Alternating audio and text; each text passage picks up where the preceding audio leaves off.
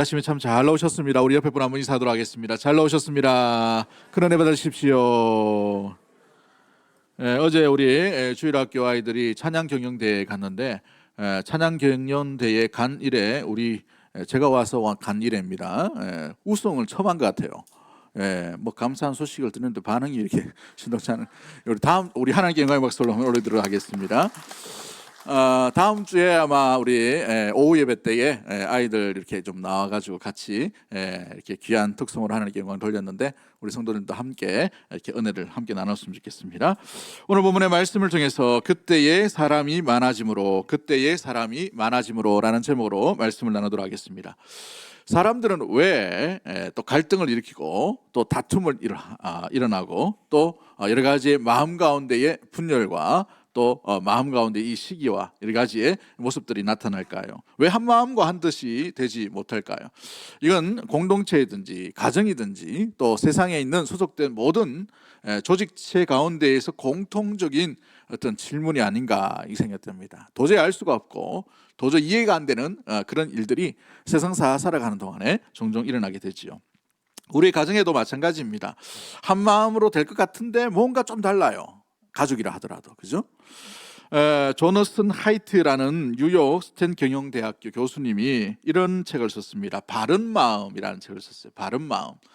왜 이 책을 썼냐? 이 책의 부제목이 뭐냐면 나의 옳음과 그들의 옳음은 왜 다른가라는 제목의 부제목을 썼어요. 나의 옳음과 그들의 옳음은 왜 다른가? 나도 옳고 저 사람도 옳은 것 같은데 왜 다른가라는 이야기를 하는 것이죠. 그래서 이 책을 왜 기록하게 됐냐 하면 우리는 서로 사이좋게 지내기에 왜 이렇게 어려울까? 이 미국 사람이나 그죠? 영국 사람이나 세계에 있는 사람들이 마찬가지인 것 같습니다. 많이 똑똑한 사람이라더라도 왜 이렇게 사이좋게 지내기가 어렵냐라는 생각으로 이 책을 썼다는 것이죠.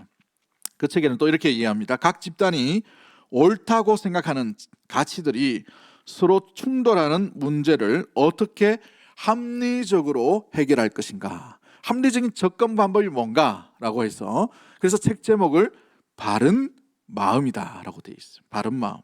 바른 마음을 가지면 어떻게 될까요? 바른 마음을 가진다는 것이 무엇을 의미할까요? 오늘 시대에 가까이 있는 사람들, 가까이 있는 공동체, 가까이 있는 믿음의 식구들, 피를 나눴음에도 불구하고 이와 같이 오히려 가까이 지내는 사람들 사이에 친밀하지 못한 뭔가 이렇게 균열이 있고 뭔가 이런 갈등의 모습들이 있죠. 오늘날 시대 가운데에 이 자본주의와 물질이 너무 중요하다 보니까 예전에는 부모님들이 자녀에게 재산을 물려주면 이 물려준 것에 대해서 부모에게 감사하는 마음이 대부분이었다고 합니다. 보너스죠. 여기 웬일인가. 부모에 대한 감사가 있었어요. 그런데 최근 한국 사회에 일어났던 일이 뭐냐면 부모가 자녀에게 재산을 남겨주면 남겨줄수록 뭐가 일어납니까? 분쟁이 일어나요. 누구만 돈 법니까? 변호사만 돈 버는 거예요.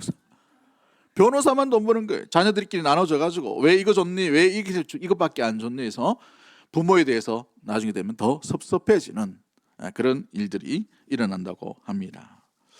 사람이 다투는 이유가 뭘까요? 심리학적으로 접근하면 심리학자인 어느 사람이 이렇게 평가합니다. 욕구 충돌이 일어났기 때문에 사람이 다툰다. 두 번째가 뭐냐면 가치관이 다르기 때문에 이 가치관의 충돌이 일어난다. 세 번째가 뭐냐면 감정의 충돌이 일어나기 때문에 이와 같은 다툼이 일어난다는 것이죠. 여러분, 욕구 충돌은 뭐예요? 예를 들어서 말씀을 드리면 가족 식구들끼리 TV를 봅니다. 그죠? 그래서 여러분 가정 가운데 제일 거실에 제일 잘 보이는 곳에 뭐가 있어요? 그렇죠. 이 박스가 하나 있죠. TV 박스입니다. TV가 있어요. 대부분 그렇죠. 그죠? 근데 예전에는 흑백으로 이렇게 칼라로 20인치, 24인치 하다가 요즘은 뭐 엄청나게 큽니다. 집에 가면 뭐 이렇게 대형 스크린만한 영화관 갈 필요 없는 그런 집도 있더라고. 70인치, 100인치 뭐 이렇게 하는. 눈이 아파가지고 왜 하는가 모르겠네. 근데 물어보니까 안 본답니다. 그거 다 스마트폰을 보고 있는 거예요. 각자 방에서. 거실에서 안 있고 각자 방으로 간다는 거예요. 여러분, 그 TV가 있을 때에 그 TV 삼 목적이 뭐예요?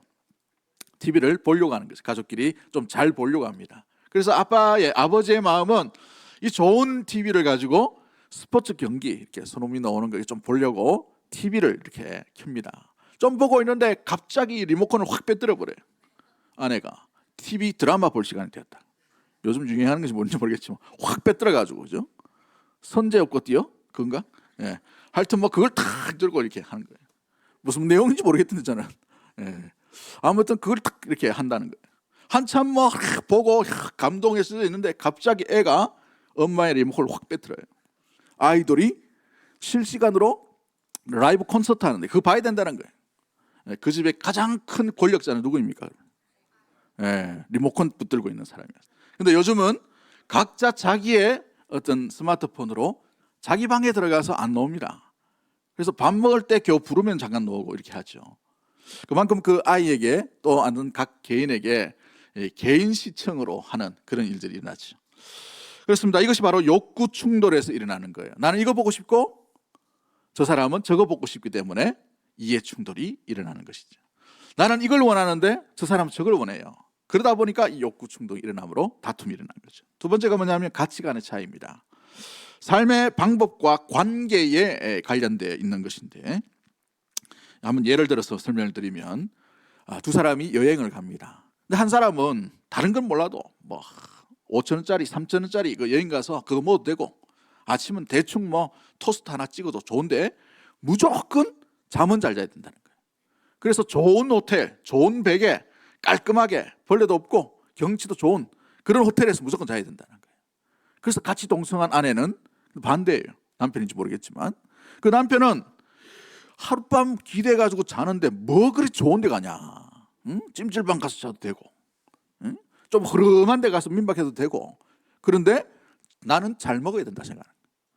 가더라도 뽀대 있게 먹고 좀 몸에 좋은 거 먹고 이왕 왔는 거 이 지역의 맛집 리스트를 쫙 뽑아가지고 아침은 여기 가고 간식은 여기 가고 점심은 여기 가고 점심 사이 저녁 사이에 여기는 여기 가고 다 먹어야 되는 거예요. 계산해 보니까 하루에 밥을 6끼를 먹을 정도의 스케줄을 채워놓은, 먹고 가야 된다는 거죠. 언제 오겠냐는 거예요. 언제 오겠냐. 그럼 이 두 사람이 여행을 간다고 칩시다.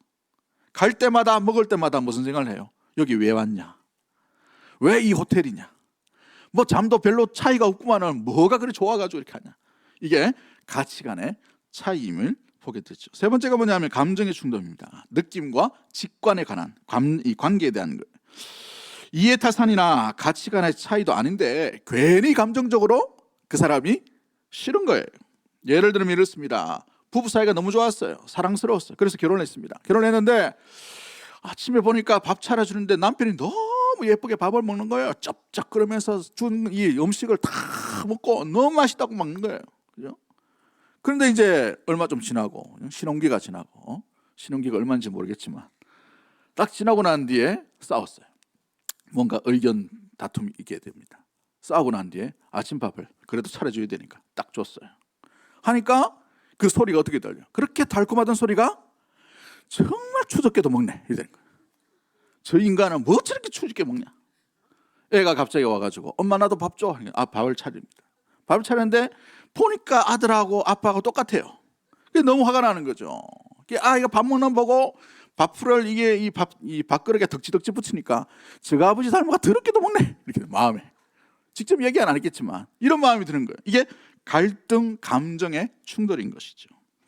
이것이 얼마나 심각하냐면 나라의 이 운명을 판가른 데에 굉장히 중요하게 나타났던 게 이 감정의 충돌이에요. 우리 임진왜란이 있죠. 그 임진왜란 때 전에 하도 이 전쟁이 일어날 것 같아 대비해야 된다라고 하니까 선조가 이제 2명의 일본 통신사를 보냅니다. 그 전까지 이 통신사는 굉장히 융성한 대접을 받았어요. 왜냐하면 선진국에서 후진국으로 방문해주는 거기 때문에 굉장히 존귀한 대접을 받았단 말이죠. 그런데 가니까 대접이 달라요. 대접도 다르고 눈치도 다르고 이런단 말이죠. 그래서 그 정사로 갔던 황용길이라는 사람이 이 대감이 눈치를 채고 이거 큰일 나겠다라는 생각을 합니다. 이 사람은 서인 쪽에 속한 사람이에요. 그런데 같이 그것을 똑같이 봤던 이 동인에 속한 김성일이라는 사람이 있습니다. 이 사람은 부사예요. 똑같이 선조가 이 두 명을 동시에 보냅니다. 똑같은 대답을 원하기에. 근데 갔다 와서 보고를 하는데 뭐라고 보고하냐면 전쟁은 택도 없다고. 왜 전쟁이 나냐고. 평화롭게 지내면 된다고. 전쟁 준비 전혀 하지 않는다고 이렇게 얘기하는 거예요. 나중에 실제로 전쟁이 터지고 그 같이 소속되어 있는 동인들이 모여가지고 당신 왜 그렇게 보고했냐? 왜 이런 보고를 했냐? 전쟁 안 날 것 같다고 얘기하지 않았냐? 하니까 그 김승일 대감이 뭐라고 얘기했냐면 저 인간이 전쟁 날 것 같다고 이야기했기 때문에 내가 못하겠다는 거예요. 이게 동인과 서인이에요. 왜 동인과 서인이냐면 한양궁을 중심으로 해서 동쪽에 사는 사람을 동인이고 서쪽에 사는 사람이 서인입니다. 전혀 달라요. 다 사람입니다. 이와 같은 안타까운 일들이 일어나게 되죠. 저 사람이 이야기했기 때문에 이게 감정의 충돌인 것이죠. 고구려가 멸망할 때도 형제간에 이와 같은 일들이 감정 다툼이 일어남으로 말미암아 한 아들은 끝까지 항쟁해야 된다 하고 한 아들은 곧바로 항복해버려요. 문을 열어버리죠. 그래서 나라가 망하게 되는 것을 보게 됩니다. 백제도 마찬가지예요. 백제도 마찬가지. 여러분, 갈등을 해결하는 방법은 뭘까요? 지난주에 우리 선교사 한 분이 오후 예배에 오셨어요. 제가 없었지만 그 선교사님 설교도 잘하시고 사역도 잘하셔요. 30살에 파송을 받아가지고 굉장히 일찍 좀 태국으로 들어갔습니다. 들어가서 이제 제가 없었기 때문에 끝나고 난 뒤에 또 이런저런 티타임을 가지고 제가 좀 대접을 좀 해드렸어요. 대접을 하는데 이런저런 이야기하는데 타 지역에 설교하러 갔다고 합니다. 그 이야기를 꺼내더라고. 그래가지고 이야기를 듣던 중에 뭐라고 얘기하냐면 자기 설교를 다 하고 티타임을 가지고 그 교회에 뭐 중직자인지 사람들이 몰려들게 되었다고 해요. 몰려드는데 한 사람이 자기 넥타이를 가리키며 붉은색 넥타이를 보면서 선교사님도 그쪽 땅입니까? 이렇게 하는 거예요. 에? 저는 무슨 색깔이었나 오늘? 네. 이렇게 얘기하는 거예요. 깜짝 놀랐어요. 이 선교사는 이 한국 들어오면 양복 입을 일이 없기 때문에 넥타이 한 개만 들고 왔대. 그러면은 제 같으면은 그 이야기 하기 전에 선교사님 넥타이 사드리고 그런 이야기 하겠다. 에? 그런 마음은 아니고 뭘 이야기합니까? 빨간색 보니까 그쪽 땅입니까? 라고 얘기해요. 깜짝 놀랐겠대요. 그래서 이게 설교하는데도 저렇게 이렇게 받아들이시는구나 라는 생각을 하게 되었어요. 여러분, 이와 같은 감정의 충돌과 가치관의 차이, 이것이 우리를 얼마나 편을 갈라지게 하고 갈등을 더 깊게 만드는 그런 일들이 일어나게 되는지요. 그렇다면 세상 사람들은 이 갈등 속에서 어떻게 그들 스스로를, 그 조직들을, 회사를, 또 그 구성원들을 해결을 시킬까요? 화해의 무도로 나가게 될까요? 한국 이 사람의 심리를 이렇게 잘 이렇게 분석한 고려대학교의 심리학과 교수인 허태균이라는 교수님이 있어요. 그분이 어떻게 얘기하냐면 다양성이 인정되지 않을 때는 하나 될 수가 없고 화해와 또 이렇게 하나됨 가운데에 또 평안을 온전히 누릴 수가 없다고 얘기합니다. 그러면서 한국 사람의 심리를 분석합니다. 한국 사람은 어떤 사람인가라고 이렇게 본인의 오래된 연구를 이야기하는 것이죠. 상대방이랑 생각이 다를 때 한국 사람은 지나치게 그 생각을 받아들이지 못한다는 거예요. 너랑 내랑 생각이 왜 달라? 라는 이 의문을 가지고 생각이 다른 것에서부터 참지를 못하고 견디지를 못한다는 거예요. 그래서 못 받아들이면 무슨 작업을 하냐면 가장 먼저 그 사람을 불러다가 설득을 시킵니다. 내가 이렇고 이런 상황이고 이런데 네가 이런 생각을 해야 되지 않냐? 라고 설득을 시킨다는 거예요. 근데 이 설득이 잘 됩니까? 안 됩니까? 잘 안 돼요. 다 자기 생각이 있어요. 그러다 보면 정보를 제공하는 거예요. 사회가 그렇고 누가 이렇게 이야기하고 누가 부정적인 얘기하고 누가 어떤 상황이고 이런 부정적인 이야기 또 온전한 정보들 뭐 들었던 이야기들을 쫙 나열합니다. 새로운 정보를 들으니까 어떤 기대를 합니까? 새로운 정보를 접하니까 나랑 똑같은 생각을 하겠구나라고 생각을 하고 또 접근을 하는 것이죠. 그러다가 오늘날 사람들은 자기께 있어요. 자기께 생각이 다 달라요. 여러분 자기 자녀에게 한번 물어보세요. 자기 생각하고 달라요. 부모 생각이 완전히 다릅니다. 그러다 보니 이 정보를 줬는데도 생각이 달라. 그러다 보니 어떻게 하냐면 그 상대 정보를 주었던 사람이 어떻게 생각하냐면 저 인간 저 머리가 나쁜가? 이해를 못하네 라고 폄하하기 시작한답니다. 폄하하는 거예요. 그러다가 폄하하는 것이 좀 지나치면 뭘 이야기하냐면 무슨 충이다라고 이렇게 아예 못 박아버리는 것이죠. 저 인간 말이 안 통하는 사람, 깨닫지도 못하는 사람, 전혀 요지분노이고 뭐 이런 사람으로 얘기하는 것이죠. 그러다가 싸움이 나는 거예요. 싸움이 나는 거. 자기와 생각이 다르기 때문에. 그러다가 공격하면서 싸움이 일어나는 것이죠. 걷잡을 수 없는 거예요. 왜요? 인격 모독을 하기 때문에. 그때 다음에는 사람이 무식하다, 사람이 못 깨달는다 이렇게 하는데 누가 이렇게 좋아하겠어요? 싸움이 나는 것이죠. 결론은 어떻게 내리냐 하면 화해가 되지 않아요. 화해가 되지 않던 상태에서 그 사람은 상대편에 대해서 뭐라고 생각하냐면 저 사람은 멍청하기 때문에 내 말을 이제 아예 이해하지 못하는 사람으로 아예 못 박아버립니다. 그렇게 놔둬버려요. 그러면서 뒤돌아서서 하는 말이, 자기 스스로 하는 말이 뭐냐면 왜 저렇게 정죄하느냐? 나는 합리적인 사람이기 때문에 라고 이렇게 자기 자신을 한다고 한대. 그걸 보면서 야, 이 사람은 한국 사람의 마음을 정확하게 분석하는구나. 제가 그분의 한 뭐 몇 개에 대한 심리에 대한 것들 쭉 이렇게 강의를 들었습니다만은 굉장히 비슷한 이야기를 하고 있는 거예요. 여러분, 사람은 누구나 다 생각이 같을 수가 없어요. 목적지가 같을 뿐이에요. 할렐루야. 그 목적지가 뭐예요? 하나님의 나라고 하나님의 의입니다. 그 목적지로 향하는 방향과 방법은, 우리가 방법은 달라도 방향은 같다는 거예요. 이게 같은 것이죠. 내 생각과 내 스타일이 다르다고 한 사람을 정죄할 수가 없는 것이죠. 그래서 하버드 대학의 로저 피셔라는 교수님이 하버드식 협상법이라는 책을 씁니다. 그 책에 화해하고 협상하고 교섭하기 위한 4가지의 원리를 이야기합니다. 첫 번째가 뭐냐면 절대로 양보할 수 없는 문제는 되도록 뭐 해야 된다라고 되어 있어요. 피해야 되는 거예요. 피해야 돼. 예를 들어서 이렇습니다. 부부가 사이가 좋다가 뭔가 아내가 실수를 했어요. 남편이 실수했어요. 그냥 아내의 문제 또 남편의 연약함으로 이렇게 의견 조정을 하거나 대화를 하거나 이렇게 하면 좋아요. 근데 이 대화를 하는데 대화하다가 감정이 격해집니다. 감정이 격해지니까 아내는 남편에게, 남편은 아내에게 뭐라고 합니까? 삿대질을 하죠. 삿대질을 하면서 시집 오기 전에 뭐 배웠노? 라고 하는 거예요. 시집 오기 전에. 에? 그러니까 이 자기 아버지 이야기하고 자기 가족 이야기하니까 누가 좋아하겠어요? 얼마나 화가 나겠습니까? 우리 아버지를 감히 무시해? 이러면서 상대편에게 뭐라고 이해합니까? 저것만하고 똑같이 생겨가지고 이렇게 막 공격하는 거예요. 그러니까 여러분, 서로 양보할 수 없는 이 가정의 문제예요. 가정은 내가 변화시킬 수 있는 게 아니에요. 함께 살아가고 사랑하는 것이지.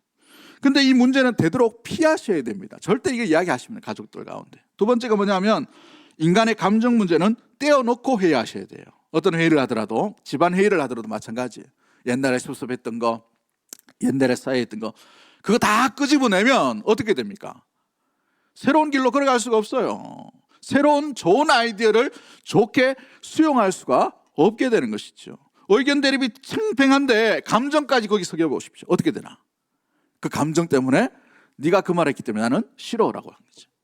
마치 임진왜란을 앞두고 동인과 스인과 같은 그런 모습을 취할 수가 있다는 거죠. 셋째가 뭐냐면 서로가 덕을 볼 수 있는 문제를 우선해서 풀어나가야 된다는 거예요. 서로 윈윈하라는 것이죠. 한 공통적인 문제 가운데에서 나도 이 일 가운데 덕을 보고 저 사람도 이 덕을 볼 수 있게끔 협상을 해야 돼요. 이 사회적인 구조 가운데에 회사에서 이렇게 하셔야 되는 것이죠.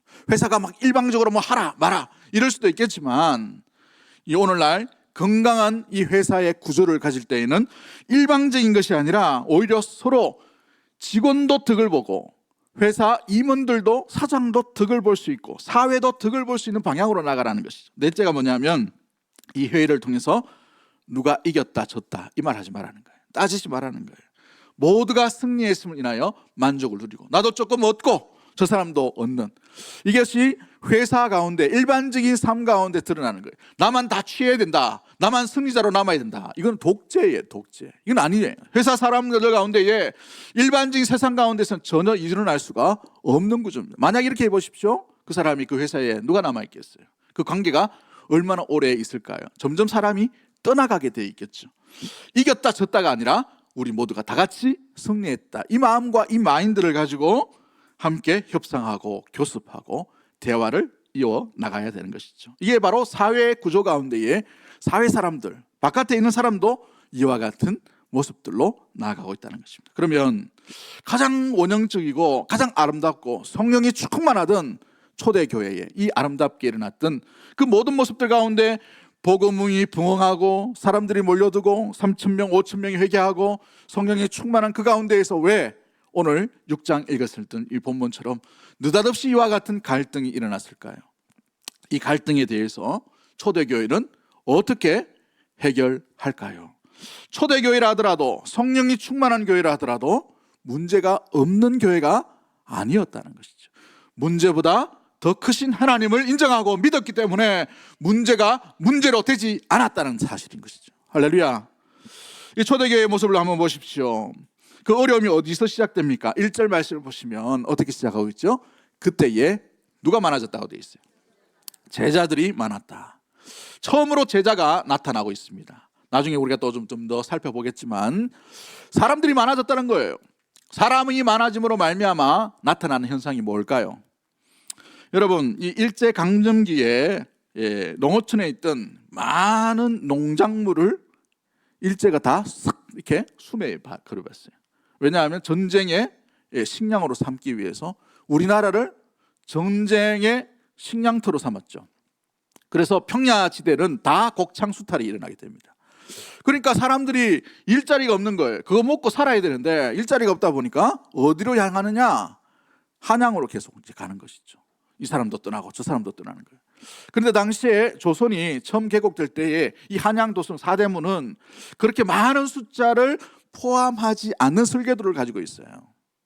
그런데 사람들이 막 몰려듭니다. 여기저기 천막을 치고 여기저기 사람들만, 이 길거리마다 골목마다 사람들이 막 기와집 지어버리고 막 이렇게 하는 것이죠.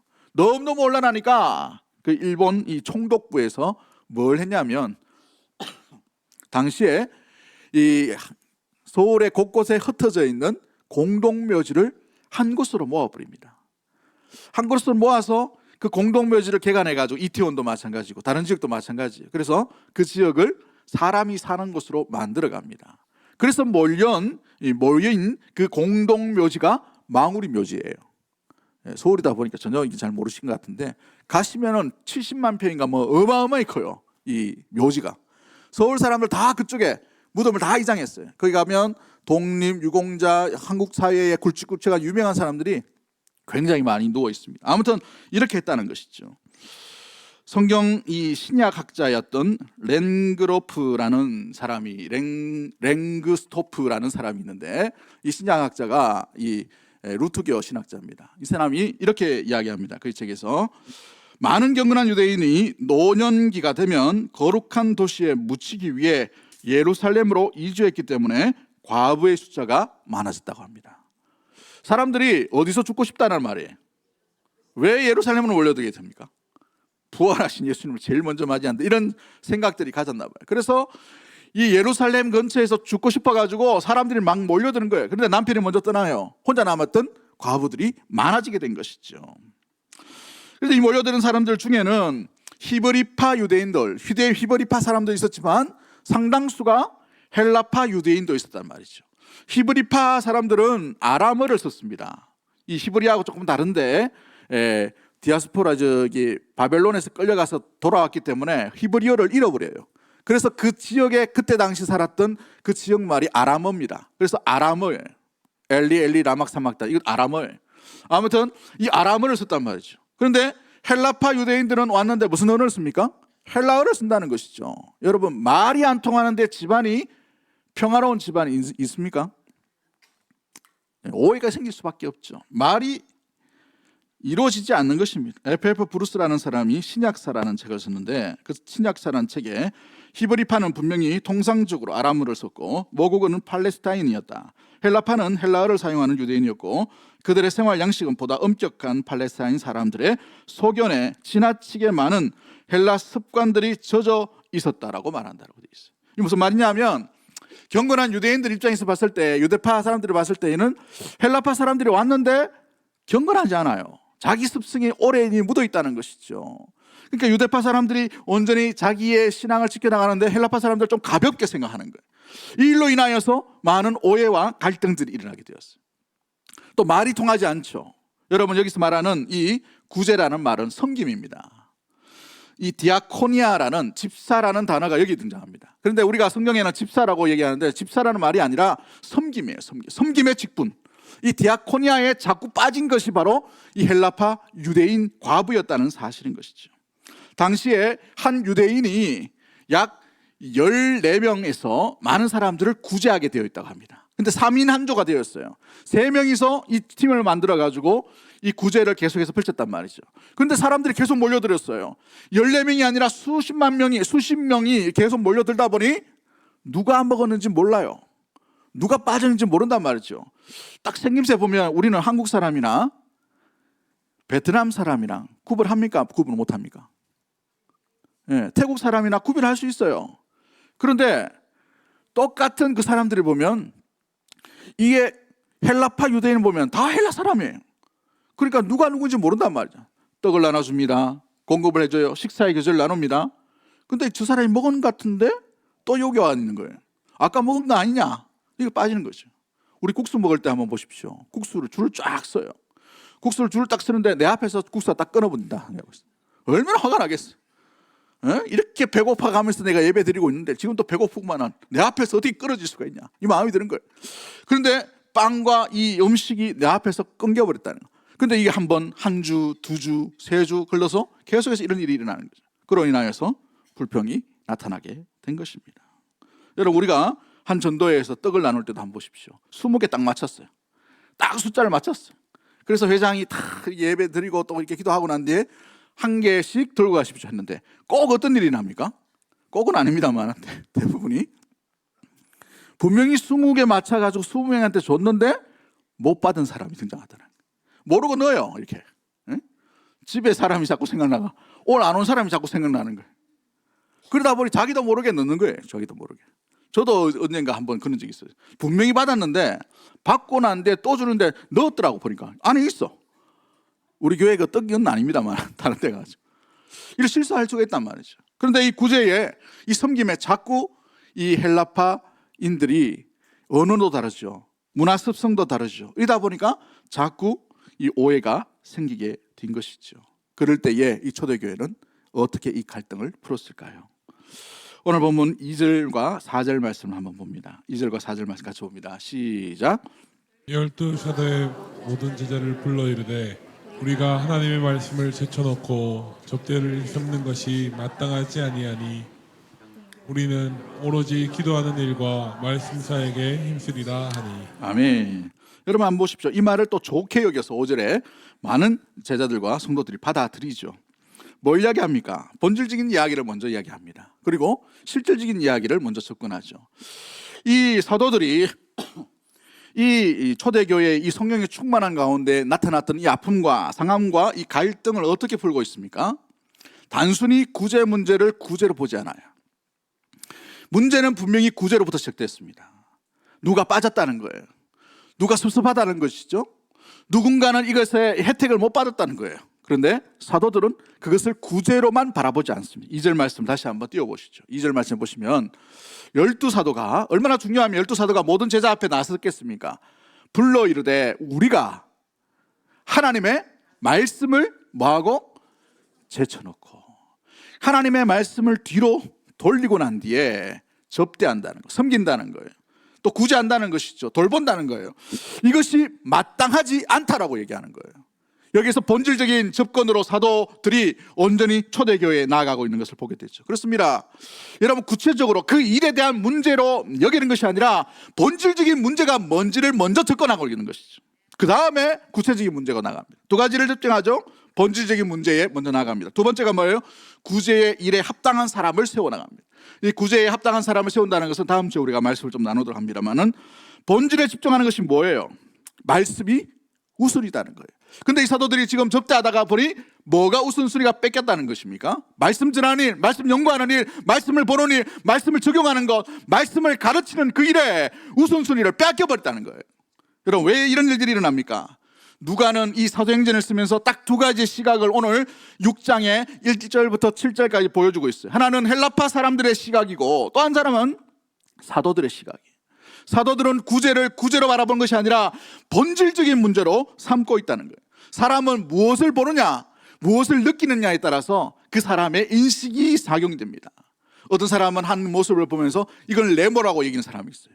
어떤 사람은 이걸 보면서 동그라미라고 얘기하는 사람이 있어요. 그런데 진짜 그 모형을 보면 원통입니다. 원통. 그림을 띄워야 되는데, 그렇죠. 제때 띄우세요. 이 뭐예요? 어떤 사람은 네모로 보고 있어요. 어떤 사람은 동그라미로 보고 있어요. 근데 원래는 무슨 모형입니까? 원통이라는 거, 원통. 그 네모파와 동그라미파가 신랄하게 싸워요. 이건 네모다, 이거는 동그라미다. 싸울 필요가 없는 것이죠. 그래서 본질이 뭔가를 붙들고 나아가야만 우리는 길을 잃지 아니하고 우리의 가치관과 우리의 감정 가운데, 우리의 시각의 가운데 혹시나 잃어버린 것이 무엇인지를 발견할 수 있게 되는 거예요. 원형을 바라봐야 되는 거예요. 그 원형이 뭡니까? 하나님의 말씀인 줄 믿습니다. 그러기에 이 초대교회 사도들은 식탁 섬기는 일과 말씀 사역하는 일에 말씀 사역하는, 말씀을 나누는 일, 말씀을 섬기는 일이 가장 먼저 우선순위라고 여기게 되었어요. 그로 인하여서 말씀을 제쳐놓고 접대하고 나누고 식사를 숨기고 이거는 맞지 않다라고 얘기하고 모든 교회에 향해서 말씀에 집중하겠다라고 이렇게 이야기하고 있는 것이에요. 그렇습니다. 다양한 사람들이 생기므로 다양한 의견들이, 다양한 시각들이, 다양한 관점으로 볼 수가 있어요. 그러나 교회는 자신이 옳다고 생각하는 의견을 말하는 것이 아니라 주님이 무엇을 원하신가를 눈여기고 마음 가운데 깊이 새기는 것이 교회요 성도인 줄 믿습니다. 이것을 잃어버리면 구제에만 매달려요. 엉뚱한 것에 매달립니다. 구제가 좋은 일이지만 그러나 구제가 본질적인 사역에서 가장 중요한 우선순위는 아니라는 거예요. 왜 그런 것입니까? 여러분 초대교회 사도들 한번 보십시오. 그들은 감옥 가운데 갇힘에도 불구하고 풀려났어요. 2번이나. 그 풀려났던 그 상황 가운데도 가장 먼저 주의 사자가 나타나서 그들에게 하신 말씀이 뭐예요? 사도행전 5장 19절과 20절 말씀에 뭘 얘기합니까? 가서 성전에 서서 이 생명의 말씀을 20절 말씀에 다 백성에게 뭐 하라고 됐죠? 말하라. 이게 첫 번째인 거예요. 감옥에서 풀려나자마자 여독도 풀리지 않는데 마음 상하는 것도 두 번째 문제고 가장 먼저 뭐하라? 백성들에게 이 말씀, 이 복음, 이 예수 그리스도를 전하라는 거예요. 이것이 첫 번째 사명인 거예요. 성도와 교회와 믿음의 발자취 가운데 교회의 가정들은 가장 먼저 뭘 해야 되는가? 사역 이전에 주의 말씀이 우리 가운데 제쳐두고 하는 것은 없는지 이걸 돌아보셔야 돼요. 주님의 말씀이 우선순위라 되는 것이죠. 주의 말씀이 우리 가운데 제쳐두고 살아가는 것은 없는지 우리 자신을 점검해 봐야 돼요. 어떤 일을 선택하고 어떤 길을 선택하며 어떤 길을 나아갈 때에도 주님의 말씀이 아니라 내 감정과 내 의지와 내 어떤 선택과 내 경험으로 말미암아 나간다면 하나님의 말씀과 상관이 없는 그런 모습으로 나아갈 수밖에 없는 것이에요. 사랑하는 성도 여러분, 이것이 말씀을 제쳐두는 겁니다. 아무리 바빠도 아무리 분주해도 여러분 우리가 가장 먼저 해야 될 게 뭐예요? 주의 말씀에 내가 먼저 머물러 있는가? 주의 말씀에 내가 영양분과 양분과 은혜와 또 무엇보다도 하나님의 말씀을 깊이 우리가 온전히 새기며 그 말씀 붙들고 있는가? 그 말씀 아래 살아가고 있는가? 그 말씀과 함께 동행하고 있는가를 점검해 보셔야 되는 거예요. 여러분 세상 사람도 바빠요. 이번 주에 보니까 목사 장로 기도회, 전국 목사 장로 기도회 잠깐 갔다 온 적이 있는데 지하철을 타는데 얼마나 빨리 걷던지 사람들이, 서울 사람들이 속보가 엄청 빨라가지고 못 따라가겠더라고. 따라갔으면 기차를 탔었는데 제가 딱 도착하니까 문을 싹 닫고 가쁘더라고. 얼마나 빠른지. 야, 되게 바쁘게 살더라고요. 얼마나 빨리 그런지. 세상 사람도 이렇게 바쁘게 살아요. 그러나 우리가 세상 사람과 다른 이유가 뭐예요? 우리에게 뭐가 있기 때문에?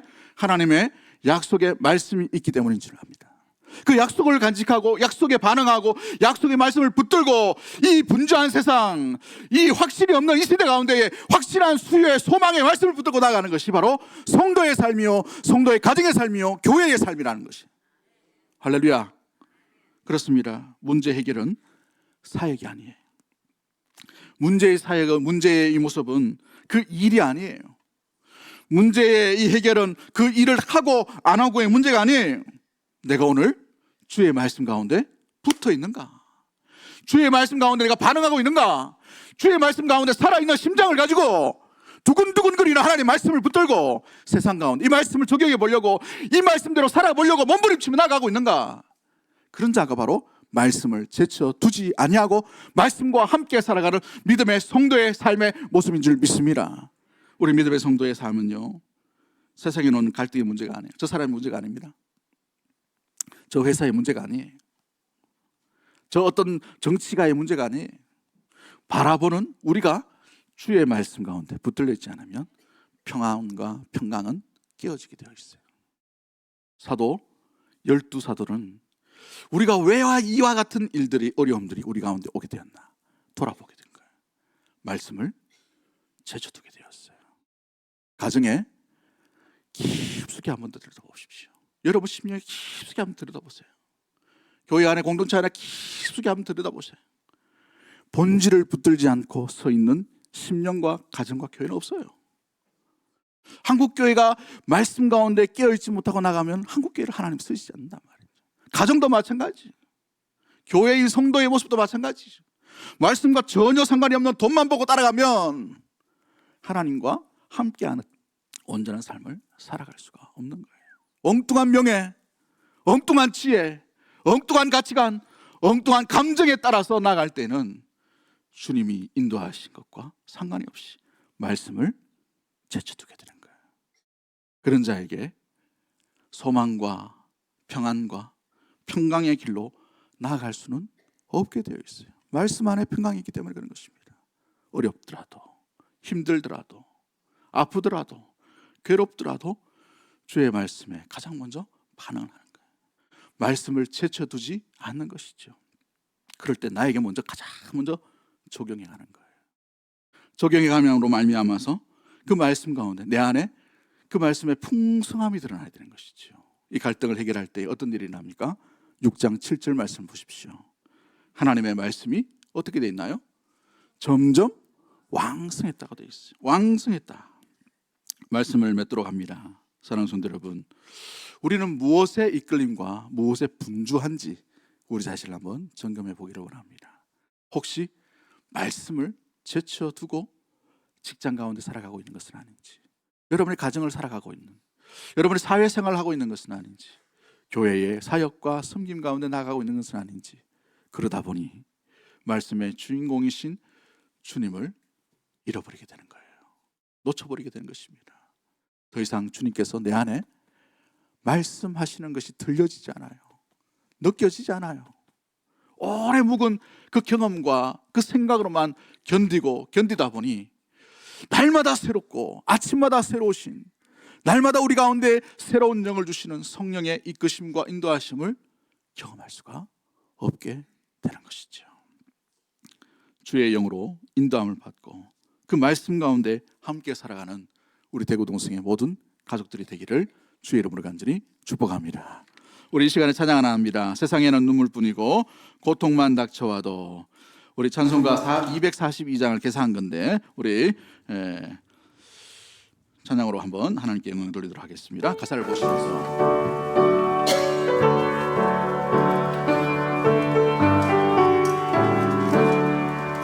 세상에는 눈물뿐이고 고통만 닥쳐와도 내 심령은 예수님으로 기쁜 찬송 부르네. 나는 예수님만으로 참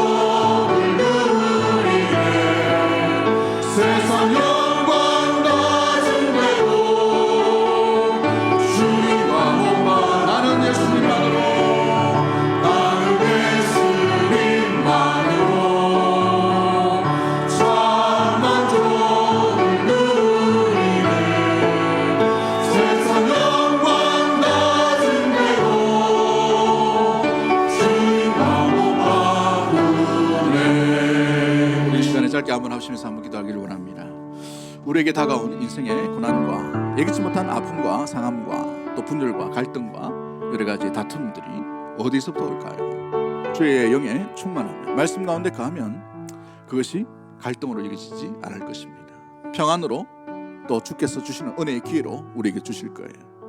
우리가 주의 말씀을 제쳐놓고 그 사건을 바라볼 때에는 우리는 사건에 몰려들 수밖에 없습니다. 세상 누구도 우리를 위하는 자는 아무도 없기 때문에 그런 것이죠. 사랑하는 성도 여러분, 우리가 주의 말씀 가운데 깊이 하나님의 말씀 가운데 거할 때에 주님은 우리 안에 거하시는 줄 믿습니다. 그러기에 주님의 힘으로 말미암아 그 어려움들도 그 난관도 이기게 되는 것입니다. 떠나지 않게 되는 것이고 흔들리지 않게 되는 것이죠. 견고한 반석이신 주님의 말씀을 붙들 수 있도록 우리에게 믿음을 허락해 달라고 기도하십시다. 말씀을 깨달을 수 있는 영을 허락해 달라고 합시다. 성령의 충만한 가운데에 이 어려운 세상 가운데 견딜 수 있고 이길 수 있는 충분한 믿음과 말씀이 날마다 새롭게 증거되게 하시고 들려지게 하시고 깨닫게 하시고 붙들게 하시고 그 말씀과 함께 믿음으로 나아갈 수 있도록 도와달라고 주신 말씀 생각하며 우리 주여 한번 외치고 통성으로 합심해서 기도하도록 하겠습니다. 주여